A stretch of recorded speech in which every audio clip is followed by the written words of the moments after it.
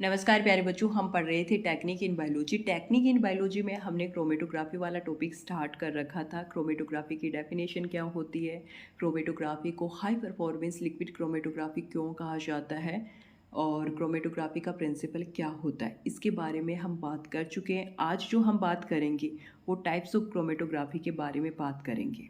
ठीक है, तो शुरुआत करते हैं। सबसे पहले टाइप्स ऑफ क्रोमेटोग्राफी में पेपर क्रोमेटोग्राफी पढ़ेंगे।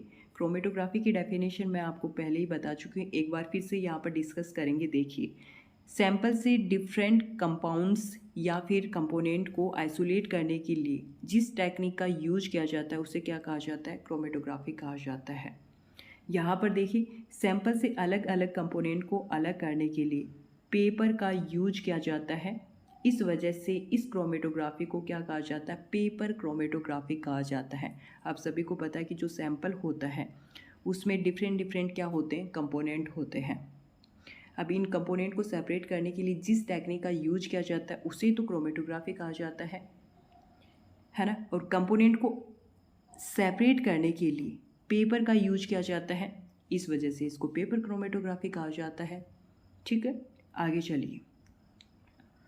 पेपर क्रोमेटोग्राफी का प्रिंसिपल यहाँ पर देखिए। पेपर क्रोमेटोग्राफी के प्रिंसिपल में तीन चीज़ें आपको पढ़ने को मिलेंगी यहाँ पर। एक तो पेपर पढ़ने को मिलेगा, दूसरा यहाँ पर सॉल्वेंट सोल्यूशन पढ़ने को मिलेगा, तीसरा यहाँ पर आपको सैंपल पढ़ने को मिलेगा। तो शुरुआत करते हैं पेपर से, जिस पर सैंपल के कंपोनेंट क्या होते हैं, सेपरेट होते हैं। यानी जो सैंपल है वो कहाँ पर लोड किया जाता है, पेपर पर लोड किया जाता है। ठीक है। सॉल्वेंट सोल्यूशन, जिसकी हेल्प से क्या होता है, सेपरेशन होता है। भाई सैंपल को कहाँ पर लोड करोगे, पेपर पर लोड करोगे। सैंपल के कंपोनेंट कहाँ पर सेपरेट होंगे, पेपर पर सेपरेट होंगे। सैंपल के कंपोनेंट पेपर पर सेपरेट होंगे, किसकी हेल्प से होंगे, सॉल्वेंट सोल्यूशन की हेल्प से होंगे। ठीक है, तो ये आप बात ध्यान रखना। आगे देखिए, सैंपल जिसके अलग अलग कंपोनेंट्स को सेपरेट करना होता है। आगे चलिए। नोट, सैंपल के आधार पर चूज किया जाता है किस प्रकार का पेपर लेना है और उस पेपर पर किस तरीके का बफर सॉल्यूशन का प्रयोग किया जाए ताकि रिजल्ट क्या आए, प्रॉपर आए। भाई जो सैंपल है उसी के बेस पर पेपर लेना है और उसी की बेस पर सॉल्यूशन का यूज करना है। कहने का मतलब है, सीधी सी बात यह है कि किस तरीके का पेपर का यूज करेंगे और किस तरीके का सॉल्यूशन वहाँ पर आप लेंगे क्रोमेटोग्राफी में, तो वो सैंपल के बेस के आधार पर ही चुना जाता है। ठीक है, अब देखिए, सबसे पहले हम पेपर पढ़ेंगे। पेपर कितने प्रकार के होते हैं, दो प्रकार के होते हैं। एक तो सिंपल पेपर होता है और दूसरा मॉडिफाइड पेपर होता है। तो सबसे पहले हम पढ़ेंगे सिंपल पेपर। सिंपल पेपर का सबसे बढ़िया एग्जाम्पल है वॉटमैन पेपर, यानी फिल्टर पेपर। ये तो आपने देखा होगा लैब में, है ना। डिफरेंट ग्रेड के होते हैं, अर्थात इनकी जो पोर साइज होती है वो क्या होती है, अलग अलग होती है। छिद्र होते हैं ना, वो अलग अलग होते हैं, छोटे होते हैं, बड़े होते हैं, उस हिसाब से। तो सिंपल पेपर का सबसे बढ़िया एग्जाम्पल कौन सा है, वॉटमैन पेपर है, यानी फिल्टर पेपर है। दूसरा है यहाँ पर मॉडिफाइड पेपर, यानी इसको क्या कहा जाता है, रूपांतरित पेपर कहा जाता है। ठीक है, ये रूपांतरित पेपर भी कितने प्रकार के होते हैं, तीन प्रकार के होते हैं। सबसे पहला देखिए यहाँ पर हाइड्रोफिलिक पेपर, यानी वाटर लविंग पेपर, इसको क्या कहा जाता है, जल स्नेह पेपर भी कहा जाता है। ये जो हाइड्रोफिलिक पेपर है ये मॉडिफाइड किया जाता है किसके साथ में, ग्लाइकोल के साथ में, ग्लिसरॉल के साथ में, मैथेनॉल के साथ में और फॉर्मामाइड के साथ में। इसको क्या किया जाता है, मॉडिफाइड किया जाता है। कौन से पेपर को, हाइड्रोफिलिक पेपर को। ठीक है, दूसरा देखिए यहाँ पर अपना हाइड्रोफोबिक पेपर है, इसको वाटर हेटिंग पेपर कहा जाता है, जल विरागी पेपर भी कहा जाता है। इसमें क्या होता है देखिए, acetylation of OH groups leads to hydrophobic nature, hence can be used for reverse phase chromatography. जो पिछला वीडियो है मैंने उसमें आपको बताया था, हाई परफॉर्मेंस लिक्विड क्रोमेटोग्राफी को रिवर्स फेज क्रोमेटोग्राफी भी कहा जाता है। और ये जो रिवर्स फेज क्रोमेटोग्राफी है इसमें जो पेपर यूज होता है वो कौन सा पेपर होता है, हाइड्रोफोबिक पेपर होता है। ये जो हाइड्रोफोबिक पेपर है इसको एसिटिलेशन ऑफ OH ग्रुप्स के द्वारा बनाया जाता है। ठीक है, तो दोनों समझ में आ गए आपको, हाइड्रोफिलिक पेपर और हाइड्रोफोबिक पेपर। तीसरा अपना कौन सा है, इम्प्रेगनेशन ऑफ सिलिका और आयन एक्सचेंज रेजन। यानी कुछ पेपर ऐसे होते हैं जिन पर सिलिका का जमाव होता है यानी इम्प्रेगनेशन होता है, या फिर आयन एक्सचेंज रेजन का प्रयोग किया जाता है। ठीक है, तो पेपर के बारे में हमने पढ़ लिया। पेपर दो प्रकार के होते हैं, एक है सिंपल पेपर, दूसरा है मॉडिफाइड पेपर। मॉडिफाइड पेपर में 3 तरीके के पेपर यूज होते हैं, एक हाइड्रोफिलिक पेपर, दूसरा है हाइड्रोफोबिक पेपर और तीसरा यहाँ पर है आयन एक्सचेंज रेजन। ठीक है, अब हम पढ़ेंगे सॉल्वेंट सॉल्यूशन। क्या पढ़ेंगे, सॉल्वेंट सॉल्यूशन। देखिए यहाँ पर जो मोबाइल फेज है वो सॉल्वेंट सॉल्यूशन है। तो इसमें क्या होता है, देखिए सैंपल को कॉलम पर रन करता है। कौन, ये जो सॉल्वेंट सॉल्यूशन है ये सैंपल को किस पर रन करता है, कॉलम पर रन करता है। कॉलम किस में आता है, स्टेशनरी फेज पे आता है, बताया था ना पहले। और ये जो सॉल्वेंट सॉल्यूशन है ये प्योर सॉल्वेंट हो सकता है, बफर सॉल्यूशन हो सकता है, मिक्सचर ऑफ सॉल्वेंट हो सकता है। फिर से देखिए यहाँ पर जो मोबाइल फेज है वो क्या है, सॉल्वेंट सॉल्यूशन है। और ये जो सॉल्वेंट सॉल्यूशन है ये सैंपल को कहाँ पर रन करता है, कॉलम पर रन करता है। कॉलम कहाँ होता है आप सबको पता है, स्टेशनरी फेज के अंतर्गत होता है। सॉल्वेंट सॉल्यूशन यहाँ पर प्योर सॉल्वेंट हो सकता है, बफर सॉल्यूशन हो सकता है, मिक्सचर ऑफ सॉल्वेंट हो सकता है। अब ये जो सॉल्वेंट सॉल्यूशन है ये भी कितने प्रकार का होता है, ये भी 2 प्रकार का होता है। एक हाइड्रोफिलिक सॉल्यूशन है और दूसरा है हाइड्रोफोबिक सॉल्यूशन। तो सबसे पहले अपन यहाँ पर देखेंगे हाइड्रोफिलिक सॉल्यूशन। इसमें देखिए इसे जल स्नेही विलयन भी कहा जाता है हिंदी में। आइसोप्रोपेनॉल अनुपात अमोनिया अनुपात वाटर 9:1:2 के रेशो में ये हाइड्रोफिलिक सॉल्यूशन बनाया जाता है। इसी तरीके से मेथनॉल अनुपात वाटर 4:1 के रेशो में, एन ब्यूटेनॉल ग्लाइसिक एसिटिक एसिड और वाटर 4:1:5 के रेशियो में हाइड्रोफिलिक सॉल्यूशन बनाया जाता है। इनका रेशियो इस हिसाब से लेकर के हाइड्रोफिलिक सॉल्यूशन बनाया जा सकता है। ठीक है, आगे चलिए। हाइड्रोफोबिक सॉल्यूशन जल विरागी विलयन। इसमें क्या है, डाइमिथाइल ईथर और साइक्लोहेक्सेन का अनुपात होता है। इनका जो रेशियो लेकर के हाइड्रोफोबिक सॉल्यूशन बना सकते हैं। ठीक है, तो सॉल्यूशन कितने प्रकार का हो गया, 2 प्रकार का हो गया, हाइड्रोफिलिक सॉल्यूशन और दूसरा है हाइड्रोफोबिक सॉल्यूशन। अब आगे चलिए। जब ये तय हो जाता है कि कौन सा पेपर और कौन सा सॉल्वेंट सॉल्यूशन प्यूरिफिकेशन के लिए यूज करना है, देखो ऊपर एक बार हमने अब तक क्या क्या पढ़ा। प्रिंसिपल में पेपर, सॉल्वेंट सॉल्यूशन और क्या है, सैंपल है। पेपर हमने पढ़ लिया और सॉल्वेंट सॉल्यूशन पढ़ लिया। अब नीचे वाली लाइन पढ़ो। जब ये तय हो जाता है कि कौन सा पेपर और कौन सा सॉल्वेंट सॉल्यूशन प्यूरिफिकेशन के लिए यूज करना है, मतलब अब तक ये तय हो जाता है कि कौन सा पेपर लेना है और कौन सा सॉल्वेंट सॉल्यूशन यूज करना है प्यूरिफिकेशन के लिए। ठीक है, अब आगे चलिए। अब पेपर किसी एक साइड को बेस लाइन मान करके उस पेपर पर लगभग 1 सेंटीमीटर ऊपर एक पेंसिल से क्या करते हैं, लाइन ड्रॉ किया जाता है। पढ़ लीजिए, समझ में आ जाएगा एक बार।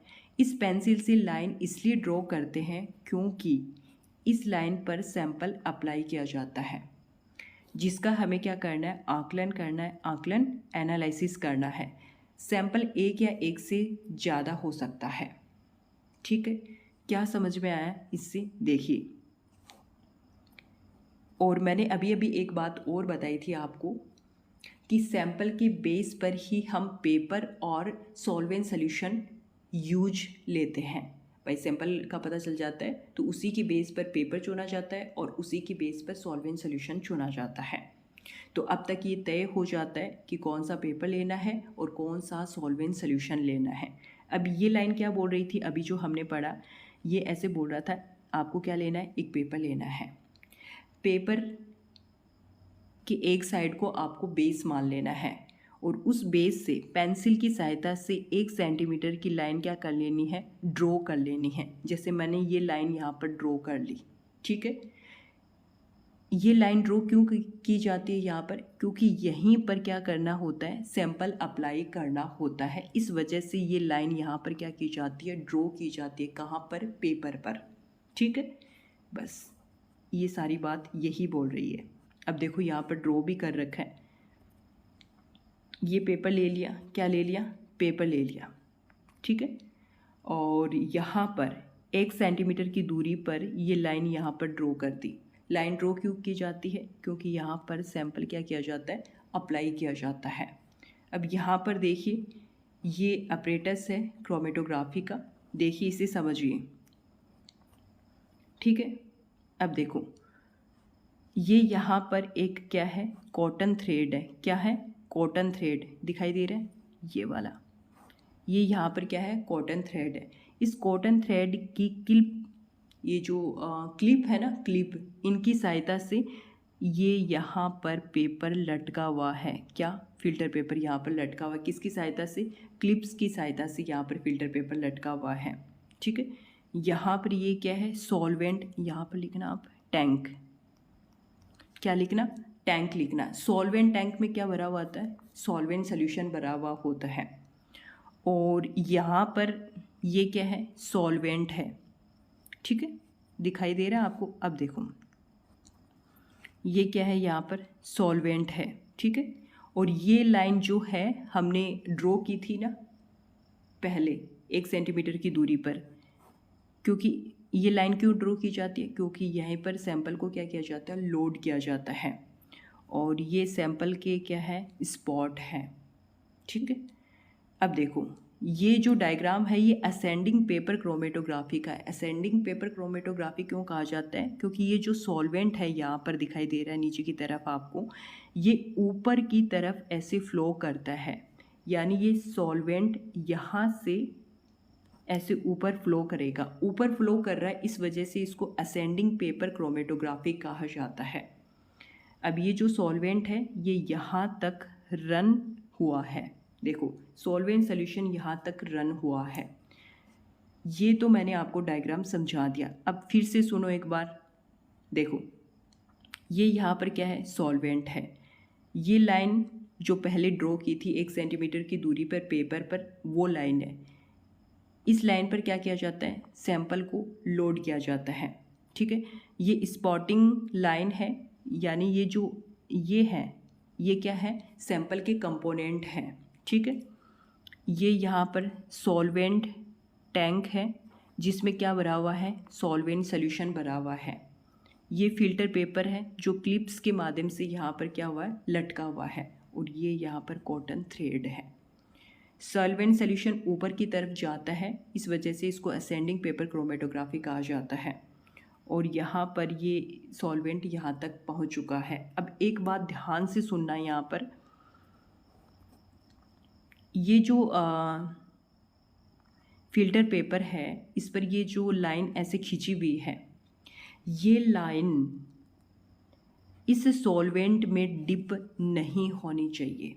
अब आप ये पूछोगे क्यों नहीं होनी चाहिए भैया, ये इसलिए नहीं होनी चाहिए, अगर ये लाइन सॉल्वेंट में डिप हो जाएगी, इसी लाइन पर तो अपन क्या कर रहे हैं, सैंपल लोड कर रहे हैं, तो वो सैंपल तो सॉल्वेंट में क्या हो जाएंगे, डिजॉल्व हो जाएंगे। हमें डिजॉल्व थोड़ी ना करने हैं, सैंपल के कंपोनेंट को हमें तो सेपरेट करना है ना, क्या करना है, सेपरेट करना है।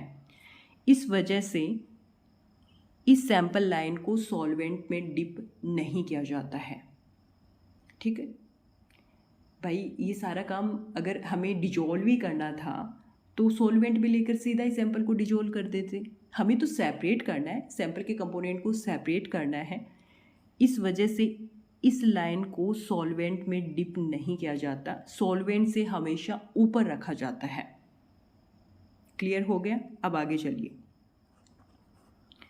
देखो पेपर को लोड कर दिया गया है, क्या कर दिया गया है पेपर पर लोड, सैंपल लोड कर दिया गया है। पेपर को एक चैम्बर में रखा जाता है और ये ग्लास चैम्बर होता है। पेपर पर सैंपल को लोड कर दिया जाता है, फिर पेपर को कहाँ रखा जाता है, एक चैम्बर पे रखा जाता है और ये कैसा होता है, ग्लास चैम्बर होता है। स्टील का भी चैम्बर होता है लेकिन ज़्यादातर जो लेबोरेटरी में यूज होता है वो ग्लास का ही चैम्बर यूज होता है। पेपर को चैम्बर में रखने से पहले चैम्बर को सैचुरेटेड होना चाहिए। पेपर पर सैंपल लोड किया, फिर उस पेपर को कहाँ पर रखा, एक ग्लास चैम्बर में रख दिया। पेपर को चैम्बर में रखने से पहले चैम्बर कैसा होना चाहिए, सैचुरेटेड होना चाहिए। चैम्बर को सैचुरेटेड किस तरीके से किया जाएगा, देखो 20 से 30 मिनट पहले चैम्बर को सॉल्वेंट सोल्यूशन डाल दिया जाता है चैम्बर में, यानी जो पेपर है वो उस चैम्बर में रखने से पहले उसमें सॉल्वेंट सोल्यूशन डाल दिया जाता है। कितने मिनट, 20 से 30 मिनट। फिर चैम्बर को क्या कर दिया जाता है, बंद कर दिया जाता है ताकि चैम्बर क्या हो सके, सेट हो सके, चैम्बर का इन्वायरमेंट सेट हो सके। उसके बाद पेपर को क्लिप की मदद से चैम्बर में लटका दिया जाता है। ये सारी बातें मैंने आपको बता दी हैं। नोट, पेपर पर लाइन सॉल्वेंट सोल्यूशन में डिप नहीं होनी चाहिए, बिल्कुल नहीं होनी चाहिए। रीजन भी मैंने आपको बता दिया। इस लाइन पर सैंपल क्या किया जाता है, अप्लाई किया जाता है। यदि ये लाइन सॉल्वेंट सोल्यूशन में डिप हो गई तो सैंपल डिजोल्व होकर सॉल्वेंट सोल्यूशन में आ जाएगा, इसलिए ये लाइन सॉल्वेंट सोल्यूशन से हमेशा क्या होनी चाहिए, ऊपर होनी चाहिए। ठीक है, ये सारी बातें मैंने पहले ही आपकी क्लियर कर दी हैं। आगे चलिए, पेपर को जब सॉल्वेंट सोल्यूशन में डिप कर दिया जाता है तो पेपर में कैपिलरी एक्शन के कारण सॉल्वेंट सोल्यूशन पेपर पर अपवर्ड डायरेक्शन में क्या करेगा, मूव करेगा। जब सॉल्वेंट सैंपल के ऊपर मूव करता है तो सैंपल अलग अलग कंपोनेंट सेपरेट होने लगते हैं और ये अलग अलग स्पीड से होते हैं। ठीक है, एक बार फिर से सुनो, मैंने क्या बताया है आपको कि सबसे पहले क्या लेंगे, एक पेपर लेंगे। पेपर पर क्या लोड किया जाता है, सैंपल लोड किया जाता है। सैंपल में क्या होते हैं, डिफरेंट डिफरेंट कंपोनेंट होते हैं। ये जो डिफरेंट डिफरेंट कंपोनेंट है ये कहाँ पर सेपरेट होते हैं, पेपर पर सेपरेट होते हैं। किसकी मदद से होते हैं, सॉल्वेंट सॉल्यूशन की मदद से होते हैं। फिर जैसे ही पेपर पर सैंपल लोड किया जाता है इसको किस में रखा जाता है, एक चैम्बर में रखा जाता है। ठीक है, किस में रखा जाता है, एक चैम्बर में रखा जाता है। चैम्बर में रखने से पहले इस ग्लास चैम्बर को सैचुरेटेड किया जाता है। किस तरीके से करेंगे, 20 से 30 मिनट पहले इसमें सॉल्वेंट सोल्यूशन भर दिया जाएगा ताकि चैम्बर का इन्वायरमेंट सेट हो सके। फिर क्लिप की मदद से यहाँ पर क्या लटका दिया जाता है, फिल्टर पेपर लटका दिया जाता है। ठीक है, क्या लटका दिया जाता है, फिल्टर पेपर लटका दिया जाता है। फिल्टर पेपर पर जो लाइन ड्रॉ कर रखी है ये किस में डिप नहीं होनी चाहिए, सॉल्वेंट सोल्यूशन में डिप नहीं होनी चाहिए। क्यों नहीं होनी चाहिए, क्योंकि जैसे ही अगर ये सॉल्वेंट सोल्यूशन में डिप हो जाएगी तो सैंपल के कंपोनेंट सॉल्वेंट सोल्यूशन में डिजोल्व हो जाएंगे, जो कि हमें नहीं करने। हमें सैंपल के कंपोनेंट को सेपरेट करना है, ना कि डिजोल्व करना है। ठीक है, और जैसे ही उसमें सॉल्वेंट सोल्यूशन में फिल्टर पेपर को रखा जाता है तो पेपर में कैपिलरी एक्शन की वजह से सॉल्वेंट सोल्यूशन ऊपर की तरफ जाता है ना, ऊपर की तरफ सॉल्वेंट सोल्यूशन का फ्लो होता है। इस वजह से इस क्रोमेटोग्राफी को क्या कहा जाता है, असेंडिंग पेपर क्रोमेटोग्राफी कहा जाता है। फिर सैंपल ऊपर मूव करता है, सैंपल के कंपोनेंट अलग अलग सेपरेट होने लगते हैं और उनकी स्पीड भी क्या होती है, अलग अलग होती है। तो इतनी सारी बातें अब तक क्लियर हो गई होगी, है ना। अब आगे चलो, सेपरेशन के बेसिस पर अर्थात किस तरीके का ये सेपरेशन है। पेपर क्रोमेटोग्राफी का प्रिंसिपल दो तरीके का होता है। कहने का मतलब है सेपरेशन के बेसिस पर पेपर क्रोमेटोग्राफी का प्रिंसिपल कितने तरीके का होता है, दो तरीके का होता है। दो तरीके कौन कौन से हैं, देखिए यहाँ पर। सबसे पहले अपन जो पढ़ेंगे वो है paper adsorption chromatography. Paper adsorption chromatography, इसमें जो इंटरेक्शन होता है वो सॉलिड लिक्विड का होता है, यानी यहाँ पर जो मॉडिफाइड पेपर होता है वो कैसा होता है, सॉलिड होता है, और यहाँ पर जो सॉल्वेंट सोल्यूशन होता है वो कैसा होता है, लिक्विड होता है। ठीक है, अब यहाँ पर देखिए, यहाँ पर जो मॉडिफाइड पेपर है वो कैसा है, सॉलिड है। ठीक है, यानी आयन एक्सचेंज रेजन का प्रयोग किया जाता है। यहाँ पर सैंपल में जो कंपोनेंट होंगे उस रेजन के साथ बॉन्ड बना लेंगे और रेजन पर क्या हो जाएंगे, एडजॉर्ब हो जाएंगे। यानी यहाँ पर जो पेपर है वो रेजिन है, और जैसे ही उस पर सैंपल लोड करेंगे तो वो कंपोनेंट रेजिन पर क्या हो जाएंगे, अब्जॉर्ब हो जाएंगे, रेजिन के साथ बॉन्ड बना लेंगे। ठीक है, ये है पेपर एडजॉर्प्शन क्रोमेटोग्राफी। अब दूसरा कौन सा है, पेपर पार्टीशन क्रोमेटोग्राफी। ये क्या होता है, देखिए यहाँ पर जो इंटरेक्शन होता है वो लिक्विड लिक्विड का होता है, यानी यहाँ पर जो सॉल्वेंट सॉल्यूशन होता है वो कैसा होता है, लिक्विड होता है। ठीक है, और यहाँ पेपर कैसा है, सिंपल है, जबकि ऊपर वाले में कैसा पेपर था, एडजॉर्प्शन वाले में मॉडिफाइड पेपर था। यहाँ पेपर कैसा है, सिंपल है, जिसमें वाटर के मॉलिक्यूल्स हैं।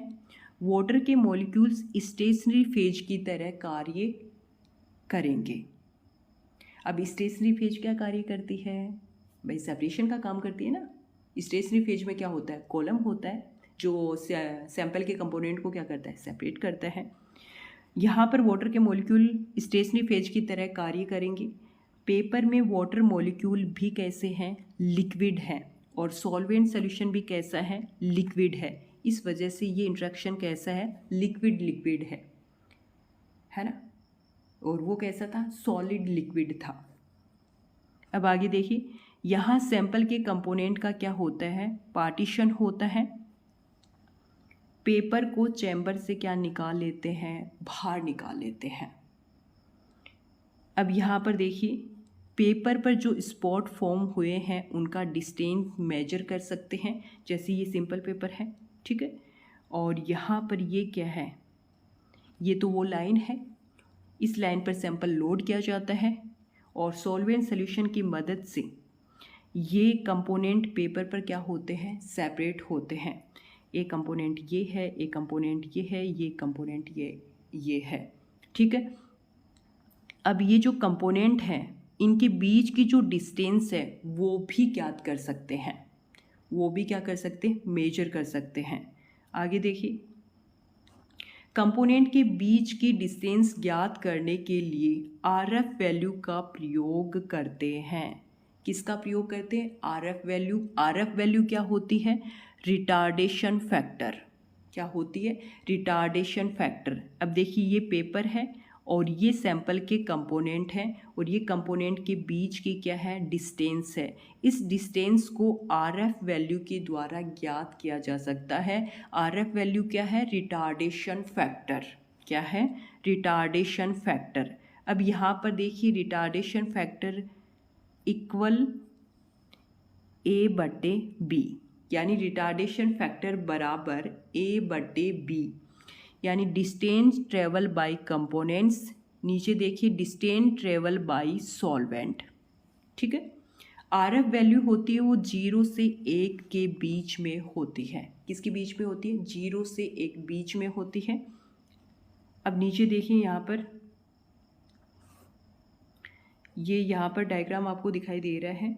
ठीक है, ये क्या है, एक पेपर है, और ये लाइन है जिस पर सैंपल क्या किया जाता है, लोड किया जाता है, और ये सैंपल के कंपोनेंट हैं।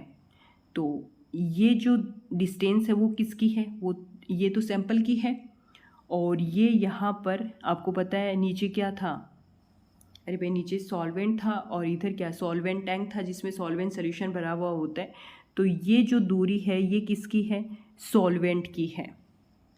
तो इसका डिस्टेंस हम किसके द्वारा ज्ञात कर सकते हैं, किसके द्वारा ज्ञात कर सकते हैं, अभी बताया था ना, ये रिटार्डेशन फैक्टर के द्वारा। ठीक है, अब नोट में यहाँ पर देखिए आप, हर एक कंपोनेंट की स्पेसिफिक आरएफ वैल्यू होती है। बिल्कुल होती है। मैंने क्यों होती है, देखो अभी एक पॉइंट बताया था, अगर आपने नोट किया होगा, मैंने क्या बोला, सॉल्वेंट सोल्यूशन जैसे ही ऊपर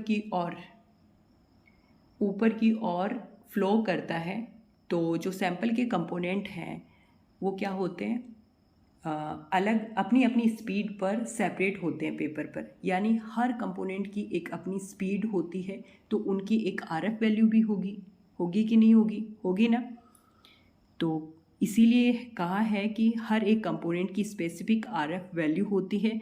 यहाँ से जो आरएफ वैल्यू कैलकुलेट होकर आती है उसे रेफरेंस आरएफ वैल्यू के साथ क्या करते हैं, मैच करते हैं, और ये फाइंड करते हैं कि कंपोनेंट जो सैंपल में था वो कौन सा कंपोनेंट था। ठीक है। आरएफ वैल्यू को किसके साथ कैलकुलेट किया जाता है? रेफरेंस वैल्यू के साथ में कैलकुलेट किया जाता है, मैच किया जाता है। अभी आप ये बोलोगे ये रेफरेंस वैल्यू क्या है? रेफरेंस वैल्यू पहले से अपने पास मौजूद होती है ना। तो उसके साथ में मैच किया जाता है और फिर ये फाइंड किया जाता है, जाना जाता है कि कंपोनेंट में जो सैंपल था वो कौन सा कंपोनेंट था। ठीक है, आगे देखिए। इस प्रकार हम एनालिसिस कर सकते हैं कि उपरोक्त क्रोमेटोग्राफी को असेंडिंग क्रोमेटोग्राफी कहते हैं। असेंडिंग क्रोमेटोग्राफी क्यों कहते हैं ये बता दिया मैंने कि सॉल्वेंट सोल्यूशन का डायरेक्शन ऊपर की तरफ होता है, इस वजह से इस पेपर क्रोमेटोग्राफी को असेंडिंग पेपर क्रोमेटोग्राफी कहा जाता है। पेपर क्रोमेटोग्राफी अनेकों प्रकार की होती है। डिसेंडिंग पेपर क्रोमेटोग्राफी, डिसेंडिंग यानी सॉल्वेंट सोल्यूशन नीचे की तरफ आता है। Ascending descending paper chromatography, solvent solution एक बार ऊपर जाता है और एक बार क्या होता है, नीचे आता है, उसे असेंडिंग डिसेंडिंग पेपर क्रोमेटोग्राफी कहा जाता है। 2 डायमेंशनल पेपर क्रोमेटोग्राफी और फोर्थ है रेडियल पेपर क्रोमेटोग्राफी। ये सारी की सारी पेपर क्रोमेटोग्राफी के प्रकार हैं। नाम आपको यहाँ पर ध्यान रखने, इतने ज़्यादा इंपॉर्टेंट है नहीं।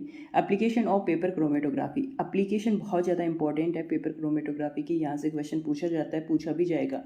सेपरेशन ऑफ इंक डाइज, जो कंपनियां होती हैं उनकी इंक डाइज की सेपरेशन के लिए पेपर क्रोमेटोग्राफी का इस्तेमाल किया जाता है। 2 differentiate colouring agent used in food product, जो फूड प्रोडक्ट होते हैं, आप सबको पता है जो फूड प्रोडक्ट होते हैं उनमें कलरिंग एजेंट का यूज होता है, उनको डिफ्रेंशिएट करने के लिए पेपर क्रोमेटोग्राफी का इस्तेमाल किया जाता है। 2 isolate plant pigment from roots and leaves, जड़ और पत्तियों में प्लांट पिगमेंट होती है, प्लांट पिगमेंट को आइसोलेट करने के लिए किसका इस्तेमाल किया जाता है? पेपर क्रोमेटोग्राफी का इस्तेमाल किया जाता है। Separation of mixture of drugs, drug से मिक्सचर को सेपरेट करने के लिए या फिर उसका सेपरेशन करने के लिए पेपर क्रोमेटोग्राफी का इस्तेमाल किया जाता है। सेपरेशन ऑफ कार्बोहाइड्रेट, विटामिन और एमिनो एसिड, किसका यूज किया जाता है इनकी सेपरेशन के लिए? पेपर क्रोमेटोग्राफी का यूज किया जाता है। इंपॉर्टेंट है एग्जाम के पॉइंट ऑफ व्यू से, आपको ध्यान से पढ़ने यहाँ पर। ठीक है, यहाँ पर पेपर क्रोमेटोग्राफी कंप्लीट हो जाती है, लेकिन क्रोमेटोग्राफी कंप्लीट नहीं होती। इसके अलावा आपको आयन एक्सचेंज क्रोमेटोग्राफी और गैस क्रोमेटोग्राफी भी पढ़ना पड़ेगा।